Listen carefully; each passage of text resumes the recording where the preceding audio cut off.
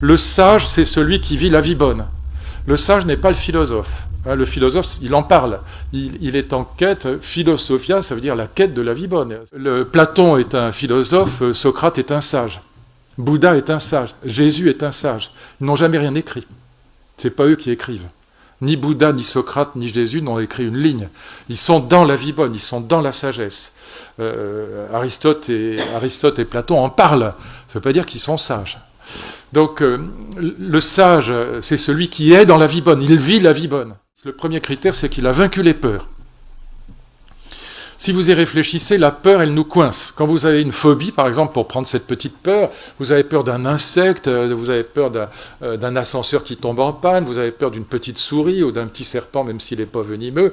Soyons clairs, les phobies, les peurs, nous rendent bêtes et méchants. Bête parce que on s'angoisse, en l'occurrence à tort. Après, il peut y avoir des vraies peurs, mais celles-là, elles sont fausses. Et deuxièmement, on ne pense plus qu'à soi, donc on est dans l'égocentrisme, on est centré sur soi. Le sage, c'est celui qui, ayant vaincu les peurs, comme Zorba le grec, est capable de penser et d'aimer. Premier critère. Il est capable de penser librement et de s'ouvrir aux autres. Le sage, c'est d'abord celui qui est capable de penser intelligemment et d'aimer. D'être dans la générosité, l'ouverture aux autres. Tant que vous êtes dans la peur, ça vous est refusé.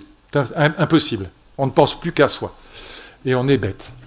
Deuxième critère, alors ça vous retrouvez ça tarte à la crème dans toute la psychologie positive, hein, Frédéric Lenoir, Christophe André, alors là c'est âgé continu, mais chez les Grecs c'est une idée intelligente, et c'est l'idée qu'il y a deux mots, MAUX, deux fléaux qui pèsent sur la vie humaine, le passé et le futur. Le passé nous tire en arrière avec un sentiment très puissant qui est la nostalgie. Puis alors l'autre fléau, c'est le futur, parce que le futur, c'est l'espérance. Grande différence entre les chrétiens et les Grecs. Pour les Grecs, l'espérance, c'est le pire des mots.